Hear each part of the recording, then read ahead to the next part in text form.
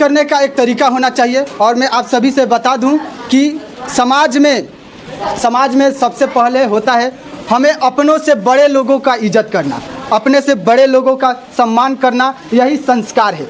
और लड़कियों, आप सभी को मैं बता दूं मेरी बहन कि सबसे पहले आज के जो लड़की है मॉडल होते जा रही है, ये मॉडल नहीं होना है, संस्कारी लड़की बनना है। आप लोगों को जो होता है ना, कहा जाता है गवाह है कि हर लड़की दुपट्टा रखने वाली देवी की रूप होती है। वो एक संस्कार, हम समाज में संस्कारी दिख सके। आइए अब यहाँ पे लड़कों सबसे मिलेंगे। हम 10th इस साल 10th का एग्जाम दिए हैं सर। अभी सर क्या पढ़ा रहे थे आप? अभी सोशल साइंस पढ़ा रहे हैं। सोशल साइंस में कौन से विषय पढ़ा रहे हैं? खैर हमें तो उतना पता नहीं है, हम अभी आए, एंट्री किए हैं। मतलब क्लास से बाहर आते हैं? हम अभी आए हैं घर से। ठीक है, पढ़िए, अच्छा से सुनिए लो सर क्या पढ़ा रहे थे। और अभी हम प्रदीप सर को बुलाना चाहेंगे। प्रदीप सर को आप, हम आज उन लोगों से बात करेंगे साइंस कोचिंग सेंटर में। सबसे पहले हम प्रीति कुमारी नाम की लड़की है, खड़ा हो जाइए आप। कितना नंबर आया है आपका? 429। 429। मतलब आगे क्या करने का विचार है? आगे पढ़ाई करने का विचार है। पढ़ाई, कोई ऐसा सपना है जो कि समाज को बदलना चाहती है आप? हाँ, क्या करना है आप?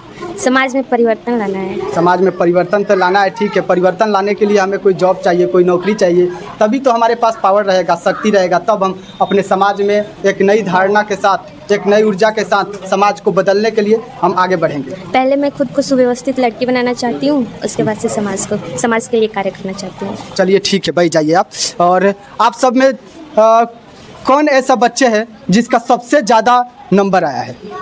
उठ जाइए आप। कितना नंबर आया है अभी? 413 नंबर। 413 नंबर। 413 नंबर मतलब कि एक मायने रखता है। जिला में नंबर 1 पे है आप लोग। आगे क्या विचार है, आगे क्या करना है आपको? आगे सर अभी पढ़ाई करेंगे, उसके बाद जॉब लिया जाएगा, कोई भी जॉब हो लेकिन लिया जाएगा जॉब। अच्छा, जॉब करेंगे। मतलब किस चीज़ों से जॉब लेना है? मतलब देखिए, हमारे कहने का मतलब है अभी तो पढ़ाई हो गया, परीक्षा हो गया, इंटर भी आप लोग कर लेंगे लगभग, लेकिन हमें सोचना होता है कि हमें आगे क्या करना है। क्योंकि हमें देखना होता है सबसे पहले हमारा सामाजिक स्थिति क्या है, हमारा आर्थिक स्थिति क्या है, समाज में हमारा क्या वैल्यू है। इस चीज़ों को देख करके हमें आगे बढ़ना होता है। तो आप क्या सोच रहे हैं, आगे कैसे आगे बढ़ेंगे? आगे तो सर बढ़ने का जरिया है कि शिक्षा बढ़िया अगर हो, नॉलेज हो तो शिक्षा तो जरूरी है ही। लेकिन हम अभी आपसे बताएं समाज में मतलब पढ़ने के लिए, आगे मतलब ग्रेजुएशन करने के लिए या उससे अधिक डिग्री लेने के लिए सबसे पहले हमारे पास पैसा होना चाहिए, हमारे सामाजिक स्थिति मजबूत होना चाहिए, तब हम पढ़ सकते हैं। नहीं तो वही होता है कि सपना देखते हैं और लास्ट में हमारा सपना टूट जाता है। तो हमें कोई भी काम करना है तो सबसे पहले हमें अपना आर्थिक स्थिति को देखना है, सामाजिक स्थिति को देखना है। उसके अनुसार हम अपने सामाजिक स्थिति को मजबूत करेंगे, आर्थिक स्थिति को मजबूत करेंगे, तब हम आगे की ओर बढ़ेंगे। अभी आप ये सामाजिक स्थिति से क्या समझते हैं? सामाजिक स्थिति का मतलब कि समाज में लोग कैसे रह रहे हैं, उनकी स्थिति क्या है, वे कैसे अपना जीवन यापन कर रहे हैं। सामाजिक स्थिति का मतलब हुआ कि हमारा समाज में क्या वैल्यू है जी, समाज में हमारा वैल्यू क्या, समाज में हम मतलब कितना सर्टिफाइड है, ठीक। और आर्थिक स्थिति का मतलब क्या? आर्थिक स्थिति का मतलब कि हमारा परिवार जो है वो पैसे के मामले में हमारे समाज में कैसा है। चलिए बहुत अच्छा है। साइंस कोचिंग सेंटर साखे बाजार, लगभग बैठ जाइए आप। लगभग यहाँ के लड़की और लड़का हर साल टॉपर आते हैं, बहुत ही ज़्यादा संख्या में। और मैं आपको बता दूं कि इसका जो डायरेक्टर है प्रदीप सर है और राजू सर है, ये दोनों इसी कोचिंग का स्टार्ट किया था। लगभग कितना में स्टार्ट किए थे सर ये कोचिंग? लगभग 2014 में स्टार्ट किए थे। अभी 2014 से सर शिक्षा देना स्टार्ट किया, बहुत सारे बच्चों का भविष्य बना दिए। और आगे के क्या सपना है, आगे क्या करना है सर? देखिए, ये संस्था जो है खास करके मध्य वर्ग के जो विद्यार्थी हैं उनके हित में कार्य किया जाता है।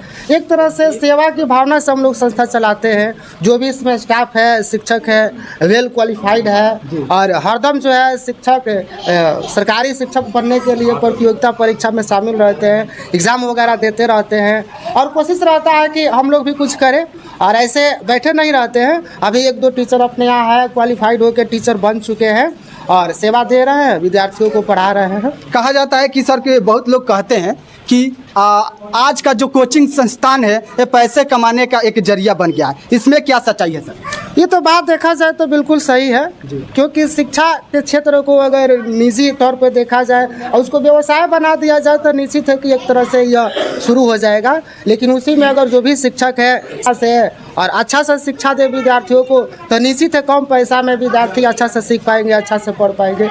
हमारे संस्थान में हर साल विद्यार्थी अच्छा नंबर लाते हैं, लेकिन पोस्टर जो है किसी साल हम लोग छपवाते हैं, किसी साल नहीं छपवाते हैं। उसमें यह देखा जाता है कि इसका क्या आगे उपयोग है नहीं है, तो उस पर ध्यान हम लोग नहीं देते। हमारा मुख्य उद्देश्य रहता है विद्यार्थी ज़्यादा से ज़्यादा सीखे कैसे। इसके अलावा विद्यार्थियों को बुलवाना, समाज से जोड़ना और वर्तमान समय में जो गतिविधियाँ चलता है उससे अवगत कराना, क्योंकि हम लोग पहले से ही प्रशिक्षण लिए हुए हैं। ऐसी बात नहीं है कि मैट्रिक इंटर कर लिए और एक संस्थान खोल लिए चलाने लगे, बाकी पढ़ाई से कोई मतलब नहीं है। तो हमारे यहाँ ये परिस्थितियाँ नहीं है। अभी सर आपके कोचिंग संस्थान से मैट्रिक और इंटर मिला के लगभग 21-22 लड़के टॉपर हुए हैं। जी। आगे कितना बच्चे को आप सबसे ज़्यादा मैट्रिक और इंटर में टॉपर लाने का प्रयास करेंगे?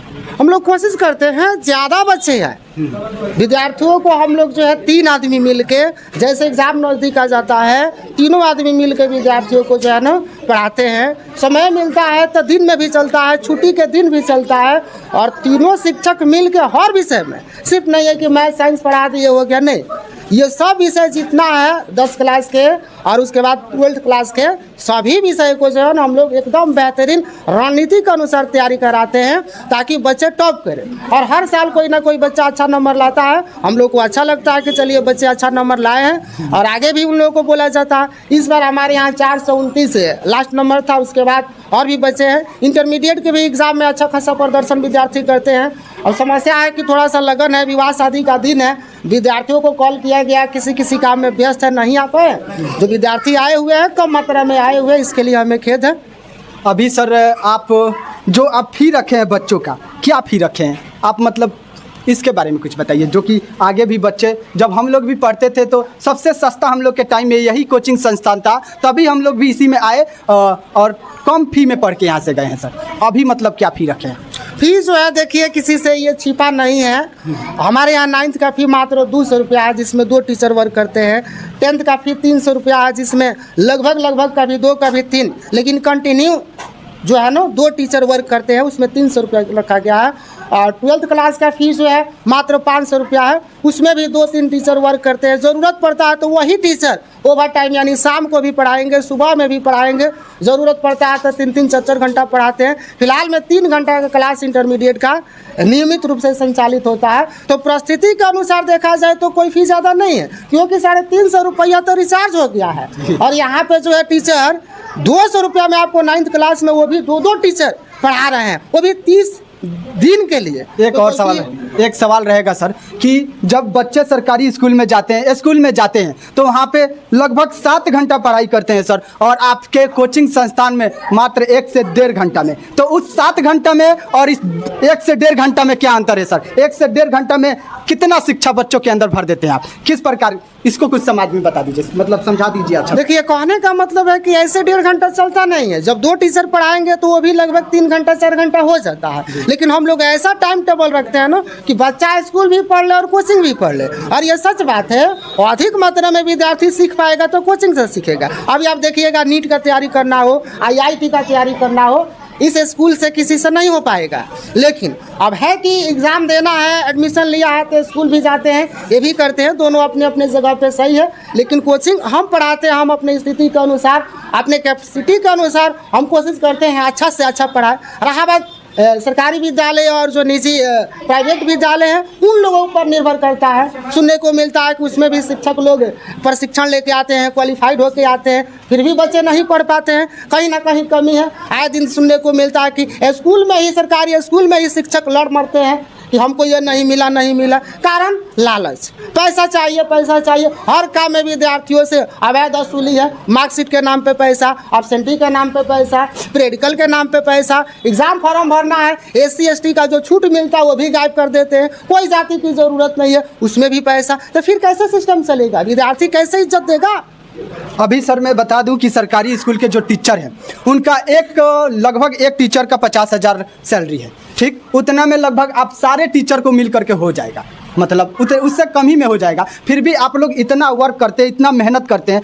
सरकारी स्कूल के जो टीचर होते हैं वो इतना मेहनत नहीं करते हैं, जो कि सबसे ज़्यादा पढ़ाने में सक्षम है, उनके पास ज़्यादा डिग्री है, हर चीज़ में ठीक है, लेकिन वो अपने जिम्मेदारियों को नहीं निभा पाते हैं। सर इस पर आप क्या कहना चाहते हैं उन टीचरों को?